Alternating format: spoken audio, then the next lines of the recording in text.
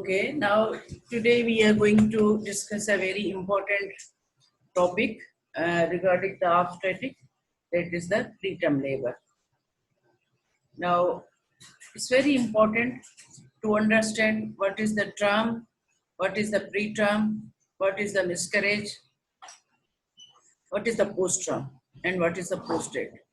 So, you people must know first that any pregnancy which has ended up or terminated prior to 24 weeks of the gestation is known as the miscarriage. Any pregnancy which is ended or to be terminated between the 24 weeks and 36 plus 6 days is known as the preterm. This is according to the WHO. Now the term is started from 37 completed weeks to the 40 weeks, and the 40 weeks is the EDD. But we say that when we do the EDD of the patient, calculate the EDD, that is we add the 7 days and 9 calendar months to our last menstrual period, the EDD will be the 40 weeks. That 40 weeks, so the 37 completed weeks plus up to the 37 weeks to the 40 weeks is a term. From 40 weeks to the 42 weeks is a post date, because date is 40 weeks. So 40 to 42 weeks is a post date. Beyond that 42 weeks, it is the post term or the post maturity. So for the understanding of these preterm and the post-term and the term, it is very important you know what is the actual calculation. So any pregnancy which has terminated or ended between the 24 plus 36 plus 6, 36 plus 6 days is preterm. So it is a preterm delivery may be defined as all the deliveries which occur between 24 to 36 plus 6 days and the weeks is known as the preterm labor. Now it is divided into the different groups. They categorize into the moderate, very preterm, extreme preterm. Moderate or late preterm means birth between 32 to 36 plus 6 weeks. And it's the most common type, and its incidence is overall the incidence of the preterm labor is 5 to 7%. While the moderate preterm means the late preterm, which is occur between 32 to 36 plus 6 weeks, its incidence is 5.5%. Very preterm birth between 28 weeks to 31 plus 6 days. 31 weeks plus 6 days. And its incidence is 0.7%. While extreme preterm, which is near to the 24 to 27 plus 27 weeks, 24 weeks to 27 weeks plus 6 days, its incidence is 0.4%. It's a very rare, however, it could occur. Now, what is why we are worried regarding the preterm labor?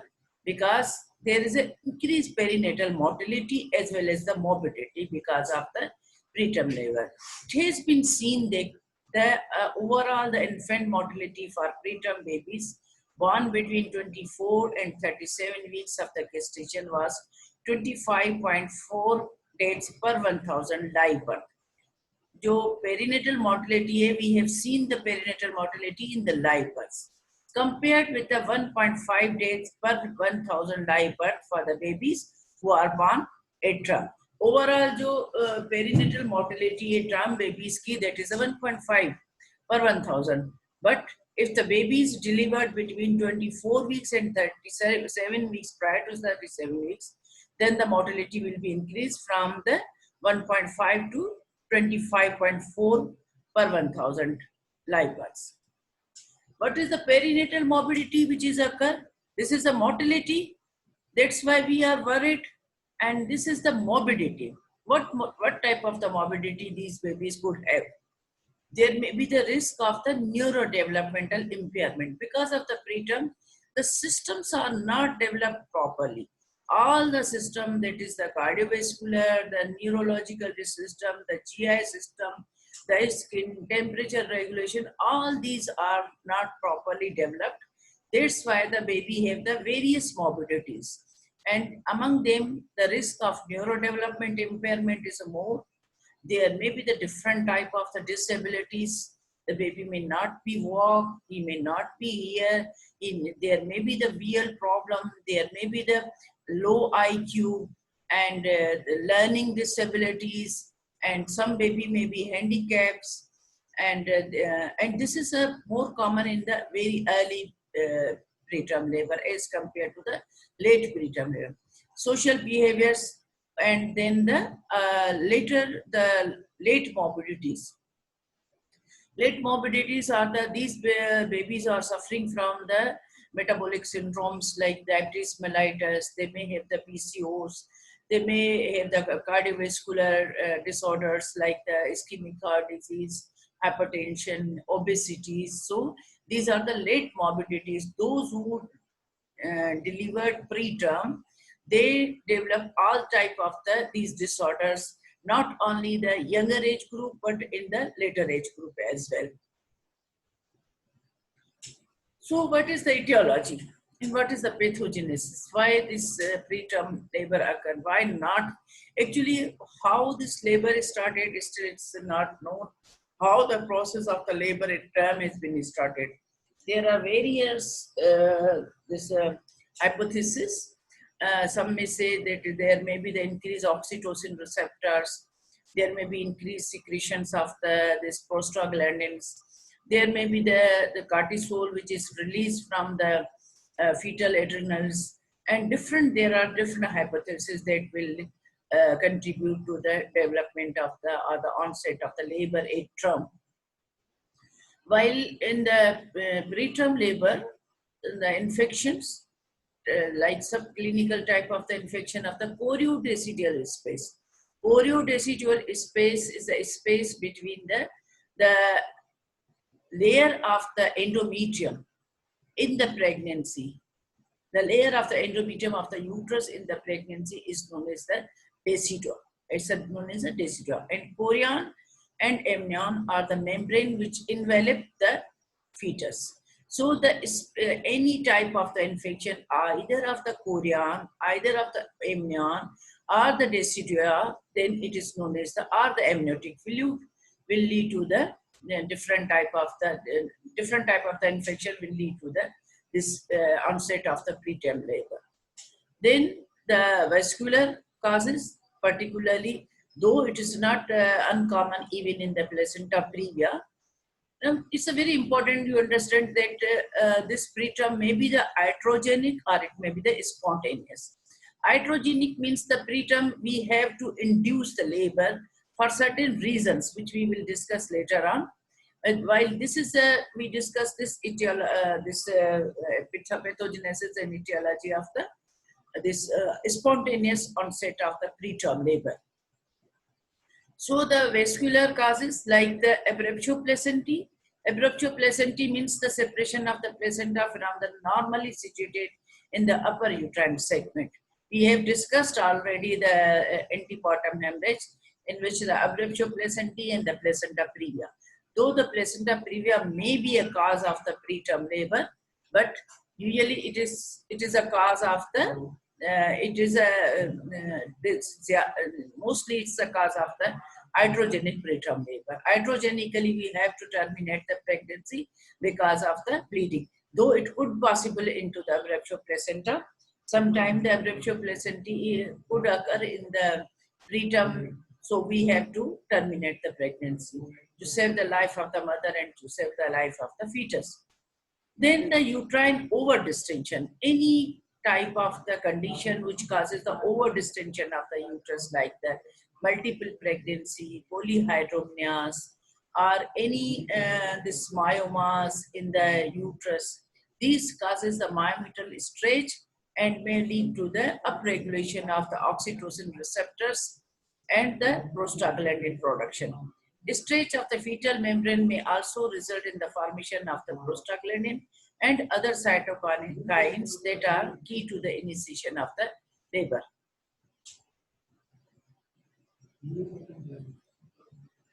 Then any type of the intercurrent illness, like any illness, any acute illness, patient may suffering from the high grade fever or any type of the other illness like pyelonephritis, like appendicitis, like pneumonia, cholestasis of the pregnancy, any type of the surgical procedure, any elective surgical procedure you have to perform into the pregnancy will lead to the preterm birth. So any procedure you have to perform for the maternal or the fetal reason that may lead to the preterm labor. Any cervical weakness. This is an important cause. Cervical weakness or the cervical incompetence usually is a common cause of the recurrent abortion, or sometimes it may lead to the preterm labor. This cervical weakness or the cervical incompetence could be the congenital, or it could be the acquired. So we have discussed this in the miscarriage. Cervical weakness, inherited inability of the cervix to hold the fetus up to the term. This is the definition of the cervical weakness. And this inability could be the inherited right from the beginning in the congenital, or it could be the acquired, like any type of the cervical trauma, any in the cervical tearing because of the instrumental vaginal delivery at the time of the labor, or if you are going to perform the Manchester repair, so you have cut the large portion of the cervix and that will lead to the cervical incompetence, or any type of the trauma in the cervix will lead to the cervical weakness. Then there are the certain epidemiological and the personal factors that also include the preterm labor, contribute to the preterm labor, like the smoking. This will increase the incidence of the preterm labor. Low BMI, those patients who have the BMI less than 18, they are more prone to develop that because they have the nutritional deficiency and they cannot cope with the pregnancy that will lead to the preterm labor. Inter-pregnancy interval, if it is less than 1 year. Other risk factor like the maternal age, teenage. This is a very important teen age. Those patients who are the grand multipara, particularly the grand multipara, those who are having more than 5 children, then it is labeled as a grand multipara. Ethnicity, it is more common in the black age compared to this white people's. Socioeconomic, those who belong to the lower socioeconomic status, low socioeconomic group, they are more prone to develop because of the certain nutritional deficiencies. Unemployment, this again because of the nutritional deficiency and the lack of the antenatal care and all these things. Low level of education, again this is come into the same reason that the inadequacy of the nutrition, because of the they don't have the knowledge regarding the requirement of the pregnancy. They don't have the knowledge regarding the regular antenatal checkup of the visit to the doctors.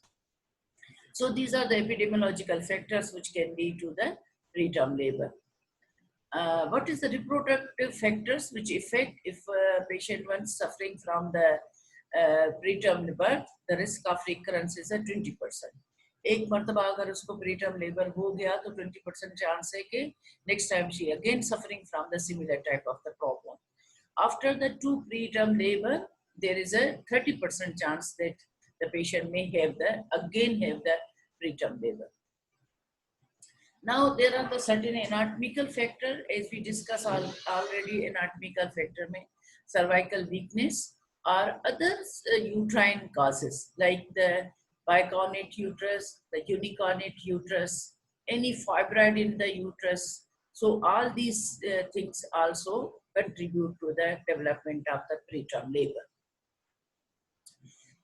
Current pregnancy factors like the uterine overdistension, because of any cause, that could be the multiple pregnancy, that could be the polyhydramnios, that could be the fibroid in the uterus, or any intercurrent illness. इस pregnancy में patient को hepatitis भी हो सकता है, cholestasis भी हो सकता है, कोई टेम्परेचर हो गया पेशेंट को, और there may be the surgery like the appendicectomy or cholecystectomy or any type of the surgery which is essential to save the life of the mother, then it will be contribute to the preterm labor. Or recurrent vaginal bleeding. Recurrent vaginal bleeding could be because of the abruptio placentae, or it could be because of the, because of the placenta previa. ये internet connection तो सही है ना? अच्छे पे message. Management of asymptomatic high risk women. A careful analysis of the events surrounding the previous birth should be undertaken. The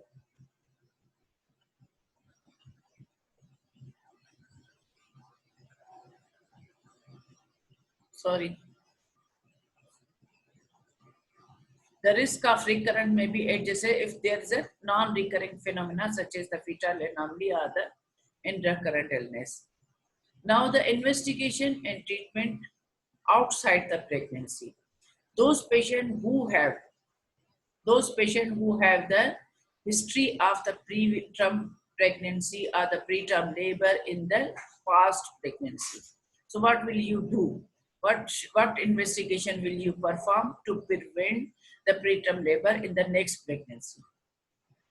Review of the patient, the particular review of the cord, which is very important, at which time she has the preterm labor, which it was an extreme preterm, it is an early preterm, or it is a late preterm, and all the events which lead to the, what was the cause, whether she was suffering from any type of the illness, pyraxial illness, like she might suffering from the pyelonephritis, any pneumonia, any type of the illness in the past, or the cholestasis, or any illness, or any surgery she had performed, and she has the history of the recurrent episodes of the bleeding, or the baby was a larger size, or the baby was a smaller size, or there was a polyhydramnios, whether there was a twin pregnancy or not. So it is very important to review the record of the patient of the previous pregnancy. Then you have to make a management plan for the subsequent pregnancy. What will you do? Either the patient is anemic. If the patient is anemic, you have to correct her anemia. The patient is a diabetic, you have correct the diabetes. As well, any type of the medical illness should be corrected prior to the planning for the next pregnancy. And like cessation of the smoking, spacing, you have to ask the couple to must space at least for the 12 months in between the pregnancy, because the short interval in between the pregnancy will lead to the preterm labor. You must refer the patient to the dietitian if she has the low BMI, and ask the patient to have the good diet to gain the weight, and then she should be to optimize the health of the mother.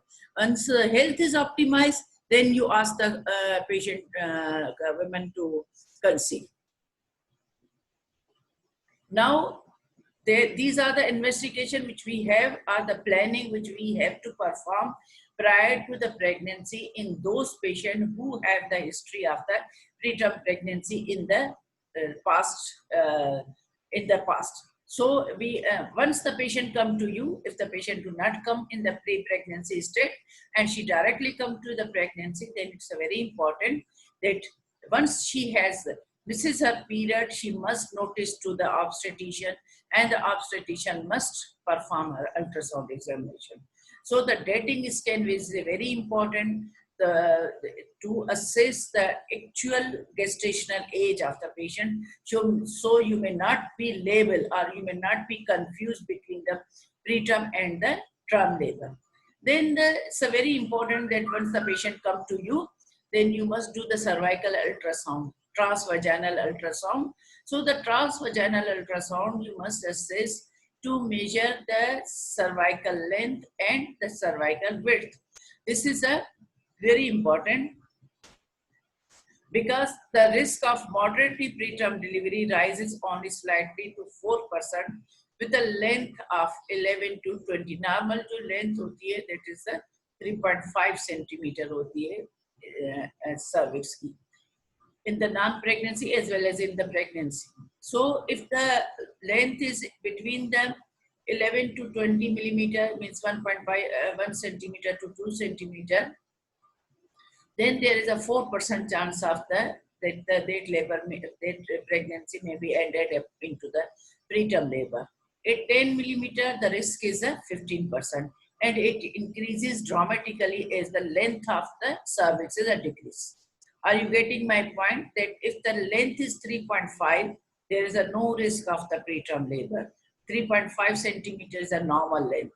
But if the length is between 1.1 to 2 centimeter, then there is a 4% chance of the pregnancy to be ended up into the preterm. While at the 10 millimeter means 1 centimeter, the risk is a 15%, and it increases further as the length of the cervix is decreasing.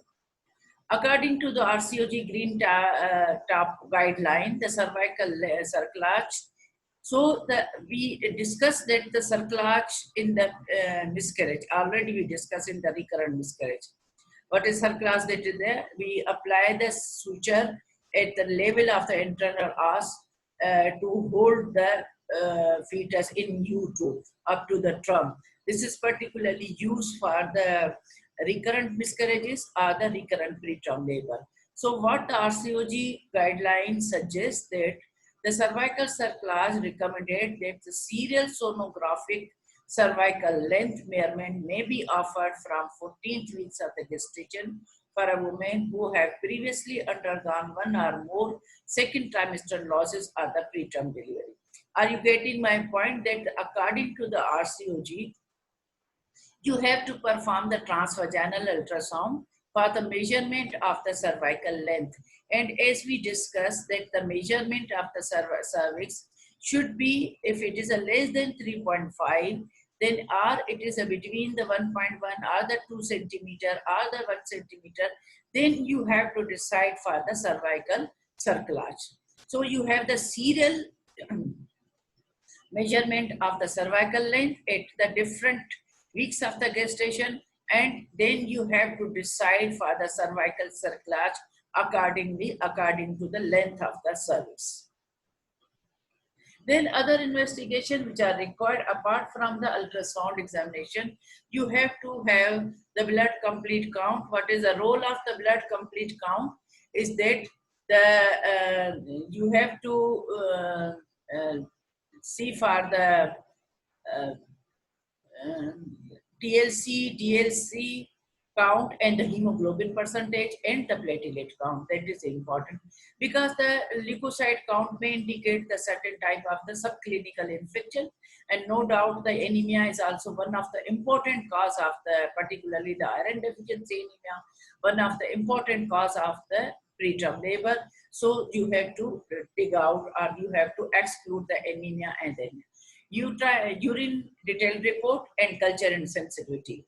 Urine detailed report for the albumin, for the glucose, for the microscopy, and for the nitrates. So you have to exclude the urinary tract infection, and once you have the, if their urine detailed report shows the pus cells, epithelial cells, or the nitrate, you must send that sample for the culture and sensitivity for the asymptomatic or the symptomatic bacteria and treat accordingly.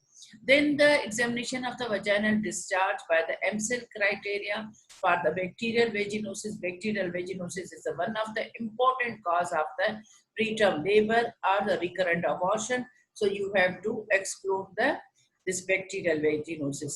And that EMSEL criteria is the, while you have to treat the this vaginal discharge in which there will be the pH is more than, normally the pH of the vaginal discharge is acidic, but in the bacterial vaginosis it becomes alkaline, and there may be the clue cells. If you are going to apply the potassium hydroxide then there will be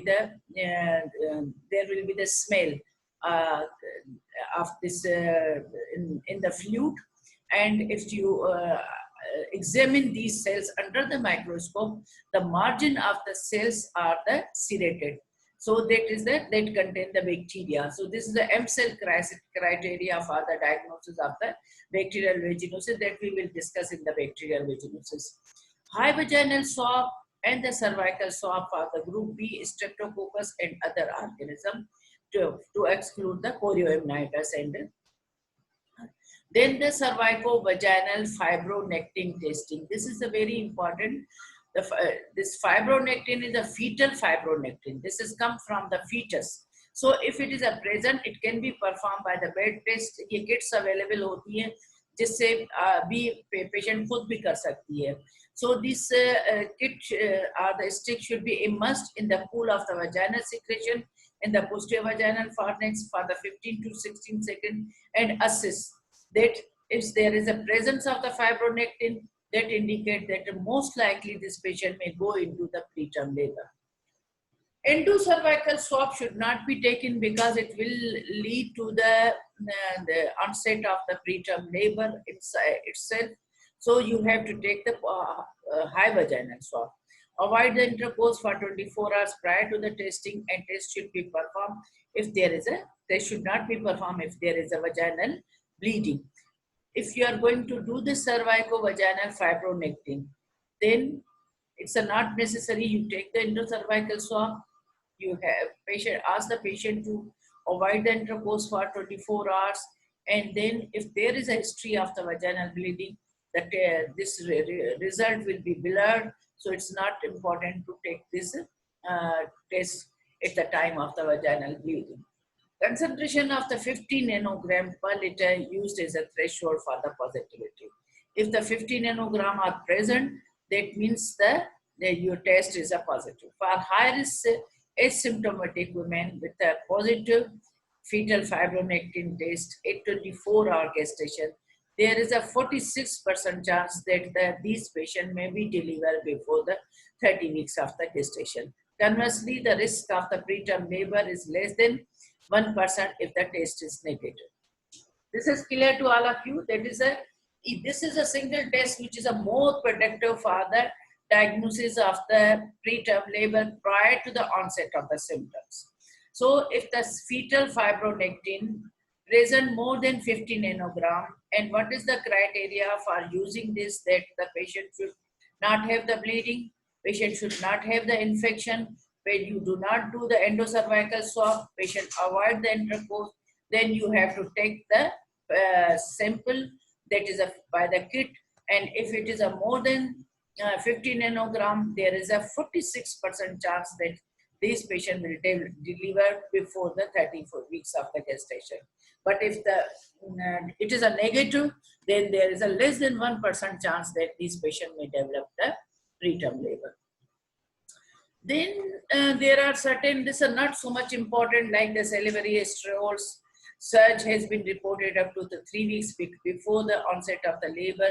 It's useful in predicting the preterm labor has not been proven, because nowadays it is not used, but previously it was a use, but there's no recommendation for doing the salivary sterols. As we did early, I have told you that there are certain factors which will lead to the onset of the labor, and the estradiol and the cortisol is one of these factors which lead to the.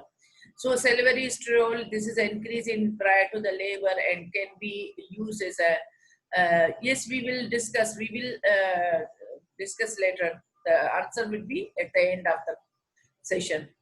Then home uterine activity monitoring. Patient herself keep her hand on the uterus and have to watch for the uterine contractility. And she counts how much contraction occur in the 10 minutes duration. Now, after investigation, if once you have found the cause, you can treat. You have found the cause, you can treat according to the, like bacterial vaginosis. If on the M cell criteria is a positive, then the diagnosis is the bacterial vaginosis, which is a quite common cause of the this preterm labor, then the treatment is a oral metronidazole, which reduce the preterm labor up to 60% in the highest women positive for the bacterial vaginosis.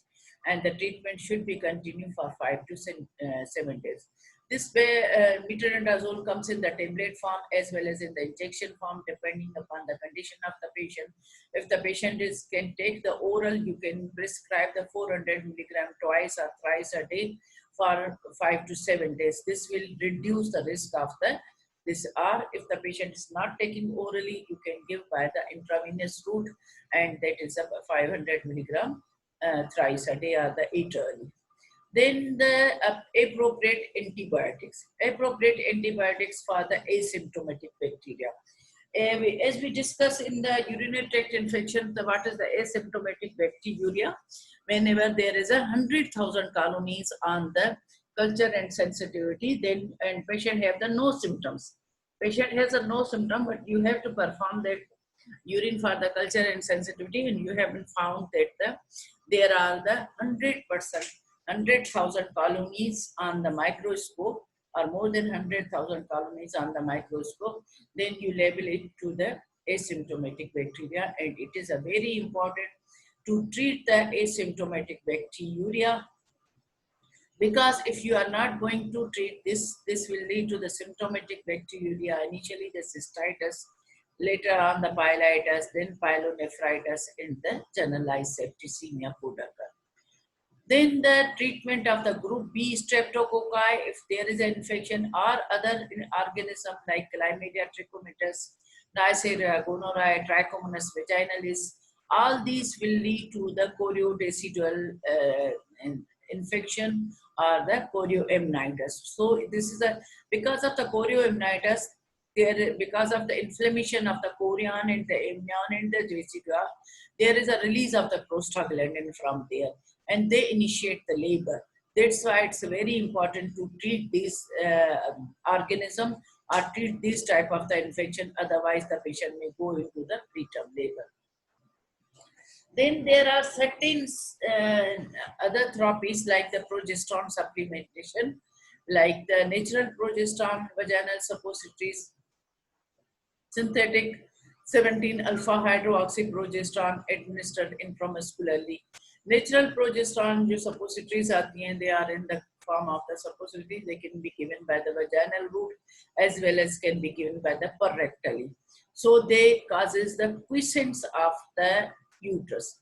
They decrease the uterine contraction and prevent the preterm labor. Similarly, the synthetic 17-alpha hydroxyprogesterone may be administered intramuscularly weekly or twice a weekly. This will also causes the quiescence of the uterine contraction and then decrease the risk of the preterm labor. Then the lifestyle modification, ask the patient to avoid the smoking. Correction of the anemia is one of the important treatment. If the patient is anemic, this is the one of the important risk factor for the development of the preterm labor. So you have to correct the anemia either depending upon the degree of the anemia. If she is severely anemic, you have to transfuse the blood, or you can give the parental iron, or you can give the oral iron depending upon the patient's condition and degree of the anemia. So ask the patient to avoid the smoking, because this will precipitate the labor. In the social and economic supports by some NGOs or koi available ho to, the role of the sexual abstinence and the psychological support koi itna zyada zaruri nahi hai. However, if the patient is the vaginal discharge, it's better to avoid the sexual intercourse.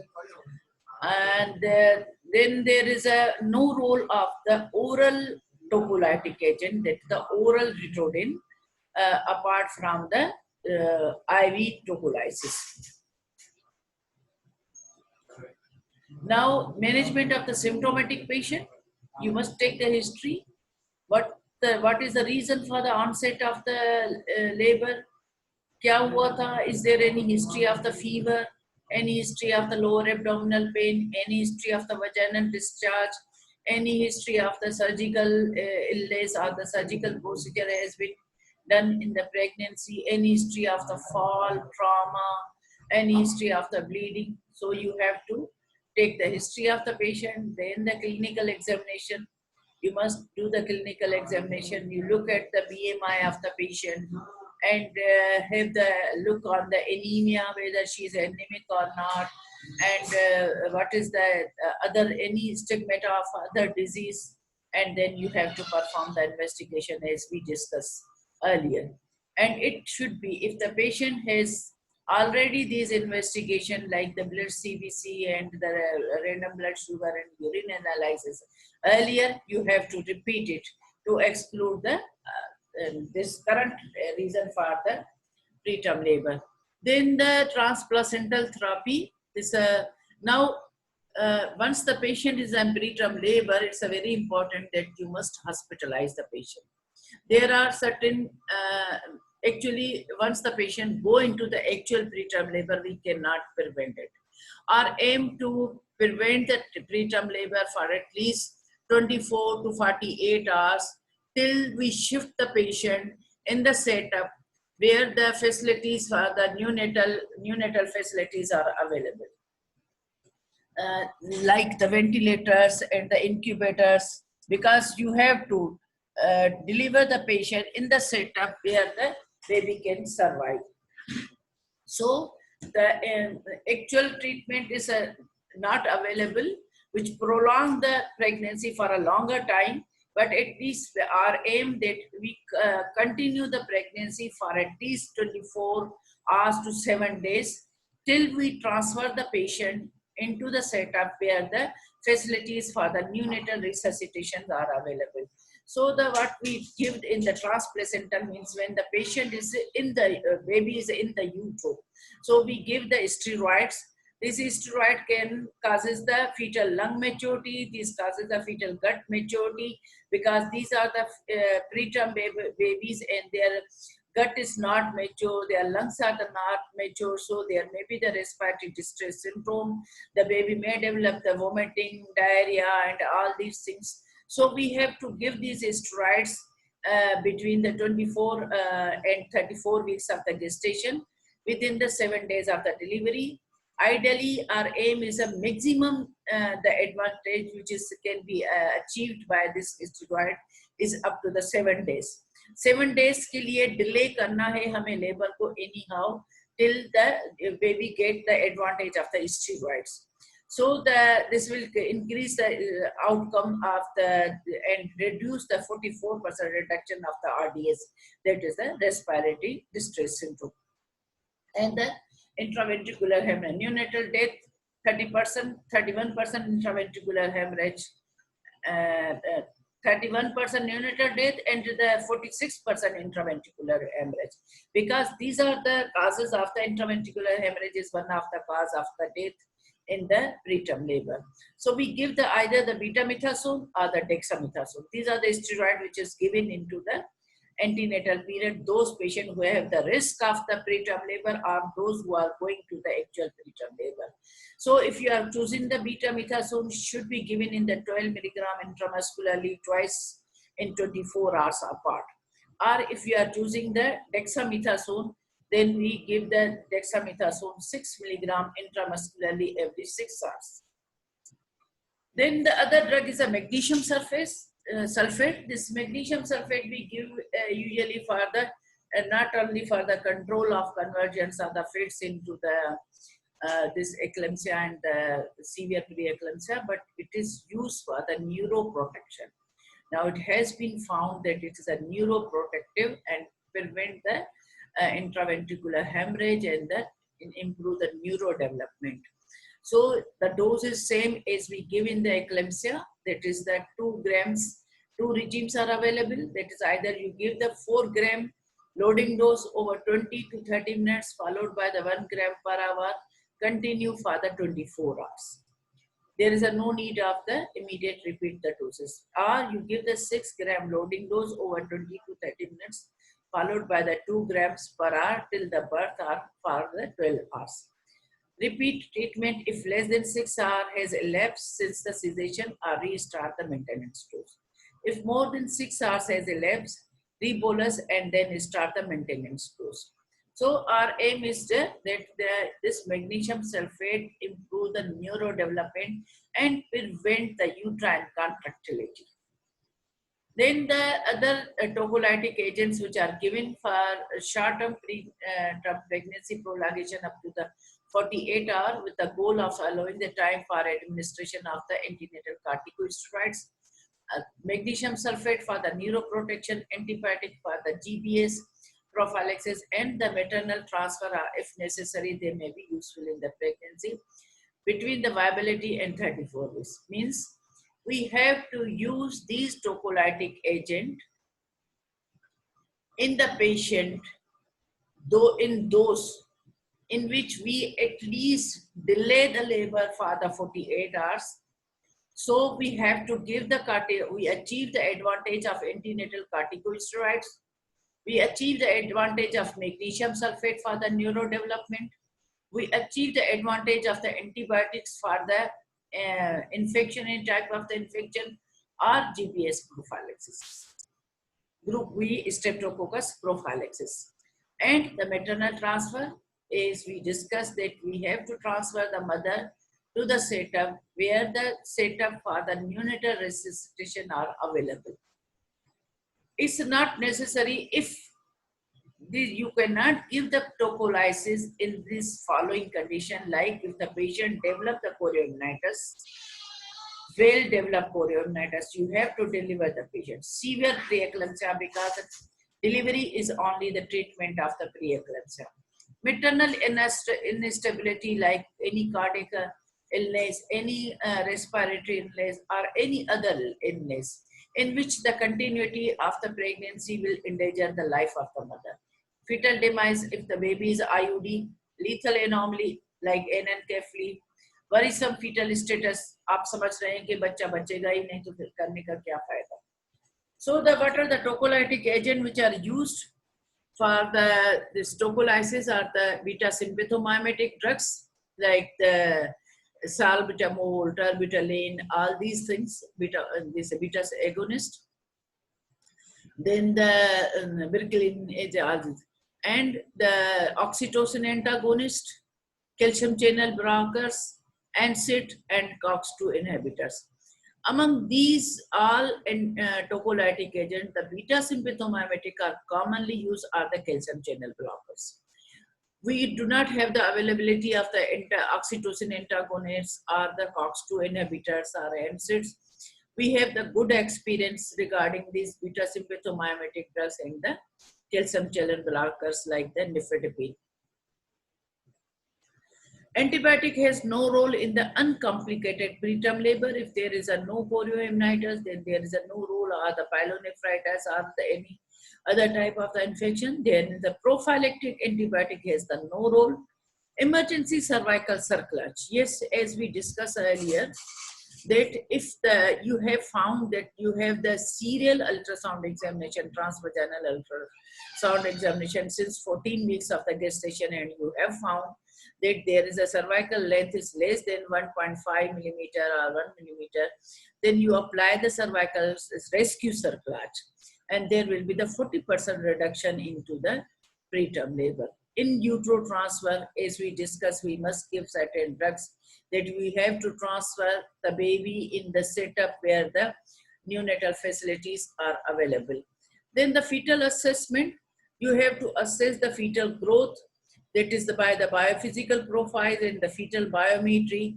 So and exclude any congenital anomaly and any status of the baby. So you have to decide regarding whether you have to stop the preterm labor or try to stop the preterm labor, or you have to allow the patient to be delivered.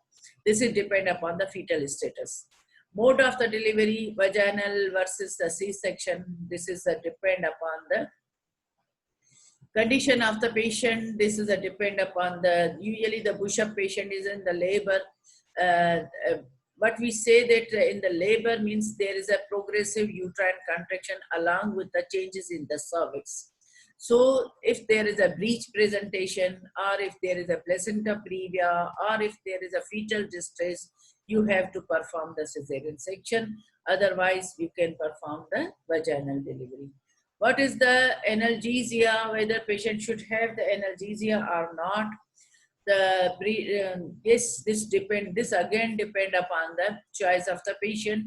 Usually in the preterm labor, patient do not know about the pains and they rapidly go into the labor. Rapid labor could occur, but if the patient have the choice, you can give the epidural or you can give the morphine, pethidine, or other analgesia is upon the wish. Then the communication regarding the this problem, what are the effect of the on the baby, what is the outcome of the baby, that is very important. So what is the summarizing the patient in that lecture, that the oral metazoles, if the patient have the bacterial vaginosis, significantly lower the risk of the preterm labor by the 60% in the high risk women positive for the bacterial vaginosis. Asymptomatic bacteriuria carries an increased risk of preterm birth. The risk by the appropriate antibiotic treatment can be reduced. Intrapartum antibiotics should be offered to the women who are known to be colonized with the JBS. Antenatal screening or the treatment is not recommended. When based on the historical factors, alone cervical cerclage improves the outcome only in women with 3 or more previous very early preterm deliveries. As we discussed earlier, hospitalization for the bed rest is not recommended. Prophylactis have no significant oral benefit in the perinatal mortality or the prolongation of the pregnancy to term, but to reduce the number of the women delivering within the 48 hours by the 40%, as we discussed earlier. A single course of maternal steroid given between 26 and 34 weeks of gestation and receive within the 7 days of the delivery result in the markedly improve the neonatal outcome. As we discussed, maternal magnesium sulfate is a beneficial in reducing the risk of cerebral palsy due to very or extreme preterm birth. There is no evidence of the benefit and some evidence of harm associated with use of antibiotic in uncomplicated preterm labor with an intact membrane.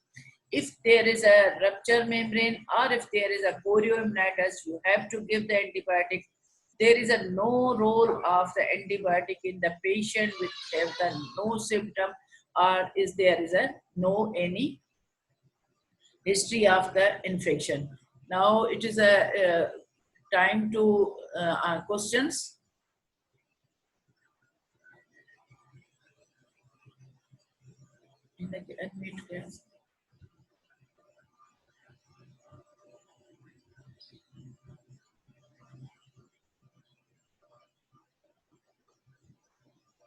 Is there any question?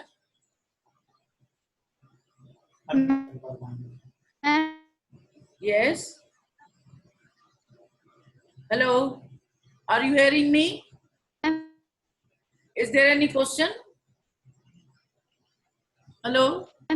No, ma'am. There's no question. Sorry. You can ask. Still we have the time. Cerclage. Yes. Cervical cerclage. Cervical cerclage is a stages which we apply on the internal at the level of the internal os. Usually we use this cerclage for the recurrent abortion in which the cervical length is less than 3.5 centimeter, as we discuss the different sizes of the length. So these are the rescue sutures which we apply the cervical cerclage if the patient have the history of 3 or more preterm labor in the past.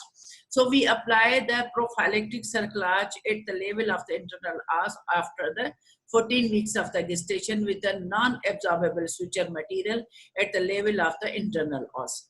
So we remove these stages at the time of the term, means 37 completed weeks, or if the patient is choosing the cesarean section of the patient have the repeated this preterm labor and you have decided for the cesarean section, then there is no need of the removing of these switches. They should be in the situ and the patient has completed her family, then you have to remove it because the patient have the delivered by the cesarean section.